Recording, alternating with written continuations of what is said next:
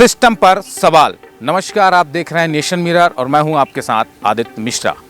राजधानी भोपाल में बीते कुछ दिनों पहले की बात अगर की जाए तो जिस तरीके से ड्रग माफिया हो या भू माफिया, बात करें मोहम्मद यासीन की, जो कि क्लबों में कॉलेजों से लड़कियां लाता था और कहीं ना कहीं ड्रग सप्लाई करता था, लड़कियों का शोषण करता था, लड़कियों को डराता धमकाता था। हालांकि उस पर पुलिस प्रशासन अपनी कड़ी कार्रवाई की और उसे जेल की सलाखों पर भेज दिया।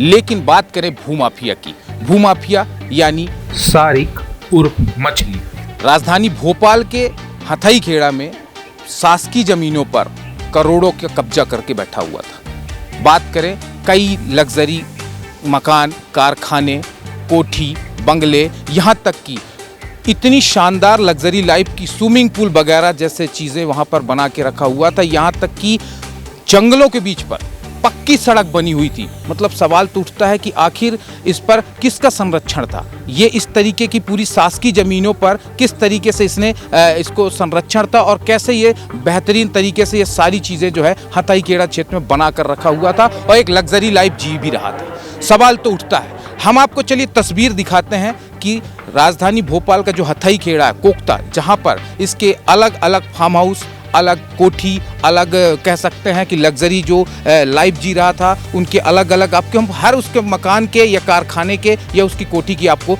तस्वीर दिखाते हैं।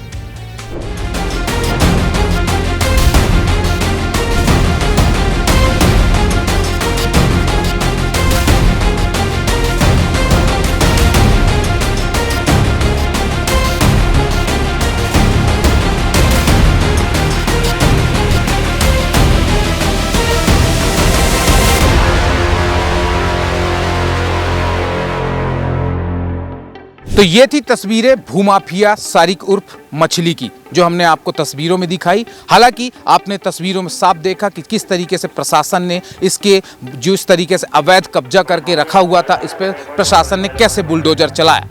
लेकिन अब इसी मुद्दे को लेकर पक्ष विपक्ष भी अपने आप में हमलावर है। बात करें मध्य प्रदेश सरकार के मंत्री की, आइए आपको सुनाते हैं। मुझे लगता है कि यशस्वी मुख्यमंत्री डॉक्टर मोहन यादव जी के नेतृत्व में जो लोग गलत काम कर रहे हैं और मुझे लगता है कांग्रेस इस बात का विरोध कर रही, तो कहीं ना कहीं मुझे लगता है अवैध कब्जे कांग्रेस के शासन में कांग्रेस के लोगों के द्वारा किए गए होंगे और अब उन पर बुलडोजर चल रहा है, तो इन लोगों के पेट में दर्द हो रहा है कहीं ना कहीं। जो भी आरोपी हैं, यशस्वी मुख्यमंत्री डॉक्टर मोहन यादव जी के नेतृत्व में उन सारे आरोपियों पर कार्रवाई भी की जा रही है और इस प्रकार की घटनाएं आगे ना हो, इसके लिए सरकार प्रतिबद्ध है। तो आपने सुना कि मंत्री जो हैं क्या कह रहे हैं इस पूरे मुद्दे मामले को लेकर। लेकिन अब हम आपको सुनाते हैं कि कांग्रेस के विधायक अजय सिंह का क्या कहना है इस मामले को लेकर। आइए आपको सुनाते हैं। मैं इतिहास में नहीं जाना चाहता हूँ। 25 साल से भारतीय जनता पार्टी की सरकार है। इतनी बड़ी मछली पनप गई भोपाल शहर में और किसके संरक्षण में ये तो सब जाहिर है। पूरा भोपाल जानता है कौन मगरमच्छ है जिसने संरक्षण दिया इस मछली को।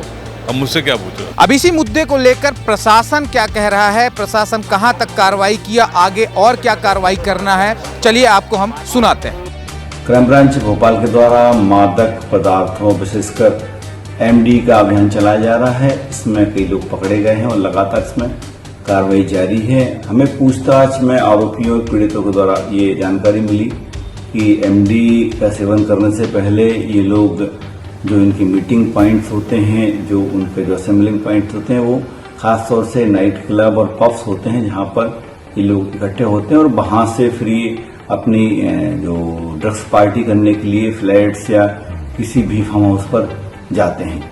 तो इस संबंध में पूछताछ, पड़ताल और जांच के लिए, ताकि एमडी का सर्कुलेशन है वो रोका जा सके, हम लोगों ने नोटिसेस जारी किए हैं नाइट क्लब और पब्स को।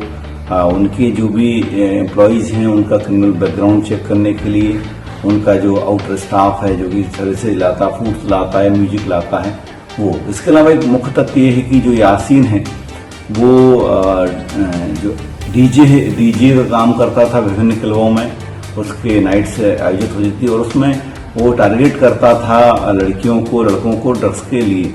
ये बात तथ्य सामने आने पर हम लोगों ने जो आउटर क्लब्स हैं, सिटी के अंदर क्लब्स हैं, उनमें इस तथ्य की पड़ताल और एमडी की रोकथाम के प्रसार के लिए क्लब को नोटिस दिए हैं, ताकि हम उनके जो कि जिस तरह के प्रसार है उसको रोकने में पुलिस कार्रवाई कर सके। सामान अत्यधिक मात्रा में था और 6 स्थानों पर एक ही दिन में कार्रवाई करनी थी, तो सामान की शिफ्टिंग में थोड़ा टाइम लगा, चूंकि रिहायशी सामान था उसमें, तो उसके लिए थोड़ा टाइम दिया गया कि प्रॉपरली शिफ्टिंग हो जाए और हमारी टीम को कार्रवाई करने के लिए पर्याप्त समय रहे। तो उसके लिए एक जल्द ही हम लोग प्लान बनाएंगे कि आगे उसका डिस्पोजल, आगे उस पर क्या निराकरण करना है, उस पर भी कार्रवाई की जाएगी। ये में जमीन शासकीय जमीन थी और उस पर निर्मित संरचनाएं थीं 6 स्थानों पर। उन सारी संरचनाओं का आकलन किया जाए और उसके साथ लगी हुई कृषि भूमि जिस पर अवैध कब्जा था उसका आकलन किया जाए। निश्चित रूप से वो अनुमान जो तहसीलदार और हमारी राजस्व की टीम ने लगाया है, मोटा मोटा आकलन वो करीब 100 करोड़ के आसपास का था। मध्य प्रदेश में सरकार किसी की भी रही हो, लेकिन ऐसे ड्रग माफिया, भूमाफियाओं को संरक्षण देना सही नहीं है। क्यों नहीं है? क्योंकि ये देश के भविष्य यानी लड़के हों या लड़कियां, युवाओं, इनके साथ खिलवाड़ करते हैं। इनको अलग अलग नशों की आदत बनाकर, आदत डलवाकर उनका भविष्य छीनते हैं। तो मेरी प्रशासन से ये अपील है कि इस मामले पर और भी जितने आरोपी हों उस पर सख्त कार्रवाई करें और देश और भोपाल शहर को स्वच्छ बनाएं। प्रियाल, ऐसे और भी अपडेट के लिए नेशन मिरर को लाइक करें, सब्सक्राइब करें और फॉलो करें।